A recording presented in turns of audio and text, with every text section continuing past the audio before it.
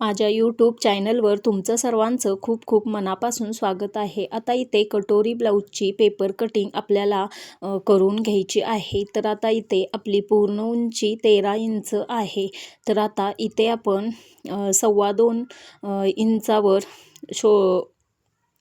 गळा रुंदी आणि 3.25 इंच शोल्डर असं घ्यायचं आहे. तर आपला पुढचा गळा जो आहे तो 5.5 इंचावर आहे.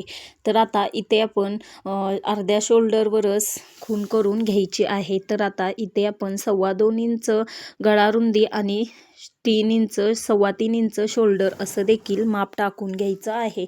तर आता इथे आपला मुंडा देखील तयार झालेला आहे. आता इथे पुढच्या गळ्याला अर्धा इंचावर आकार व्यवस्थित असा द्यायचा आहे. तर आता इथे आपली छाती 32 इंच आहे आणि शिलाई मार्जिंगसाठी 1.5 इंच सोडलेलं आहे. तर आता इथे कमर देखील आपली 30 इंच आहे आणि शिलाई मार्जिंगसाठी 1.5 इंच या दोन्ही रेषा ओढून घ्यायच्या आहेत. तर आता इथे आपण मुंड्याला देखील आकार द्यायचा आहे.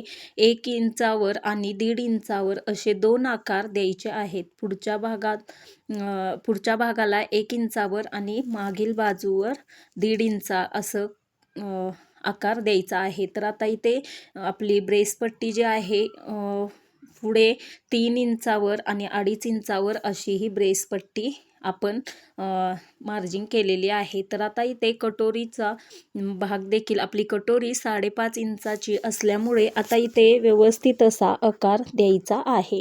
आता इथे आपले व्यवस्थित असे मापे घेऊन झालेले आहेत. तर आता इथे आपण कटिंग करून घ्यायचं आहे.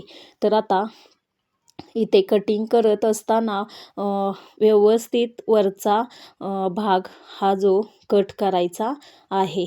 तर आता इथे आपण पाहू शकता. आता इथे आपल्याला व्यवस्थित असं गळा काढायचा आहे. तर आता इथे आपण बंद बाजूकडून माप टाकलेलं असल्यामुळं आपले वेगवेगळे पुढचा भाग व मागचा भाग वेगवेगळा करायचा आहे. तर आता इथे आपली ब्रेसपट्टी देखील कटिंग करून झालेली आहे आणि कटोरी देखील कटिंग करून झालेली आहे. तर आपल्याला इथे पुढचा आकार देखील अर्धा इंचावर दिलेला आहे. तर आता इथे आपला मागचा गळा जो आहे तो 8.5 इंच गळा आहे आणि व्यवस्थित असा गोलाकार काढून व्यवस्थित असा गळ्याचा आकार आपल्याला द्यायचा आहे. तर आता इथे आपण पाहू शकता की आपला मागील गळा देखील गोल असा काढलेला आहे. तर आता ही सर्व कटिंग झालेले आहेत. तर आता इथे आपल्याला कटोरी देखील वाढवायची आहे, पण त्याआधी आपली बाही देखील राहिलेली आहे. तर आता इथे आपली 5.25 इंच बाही आहे. तर आता इथे आपण बघू शकता की आपली जी रुंदी आहे ती 8 इंचावर घेतलेली आहे. तर आता 3 इंचाचा आकार देखील द्यायचा आहे आणि 1-1 इंचावर खुणा करायच्या आहेत.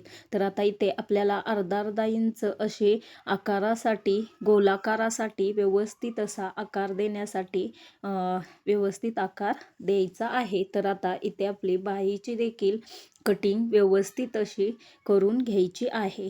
तर आता इथे बघू शकता की एका बाजूचा जो अर्धा भाग आहे तो कट करायचा आहे आणि व्यवस्थित असा आकार दिलेला आहे. तर आता आपली व्यवस्थित अशी कटोरी वाढवायची आहे. तर दुसऱ्या पेपरवर कटोरीचा भाग ठेवून व्यवस्थित असं मार्जिंग करून घ्यायचं आहे आणि नंतर व्यवस्थित अशी मापे टाकायची आहेत. तर आता इथे आपण जो पुढचा भाग आहे त्या साईडला 2 इंच आणि व्यवस्थित असा बाजूच्या भागाला अर्धा इंच असं मार्जिंग वाढवायचं आहे आणि त्याचा मध्य काढून व्यवस्थित अशी 1.5 इंचावर खूण करून व्यवस्थित असा आकार द्यायचा आहे. दोन्हीही रेषा अगदी समान आल्या पाहिजेत आणि मग व्यवस्थित अशी कटोरी येते आणि कटोरी व्यवस्थित अशी आपल्याला व्यवस्थित कटोरीचे टक्स घेता येतात. तर आता इथे आपण बघू शकता की आपल्या कटोरीचा देखील भाग व्यवस्थित असा कट झालेला आहे.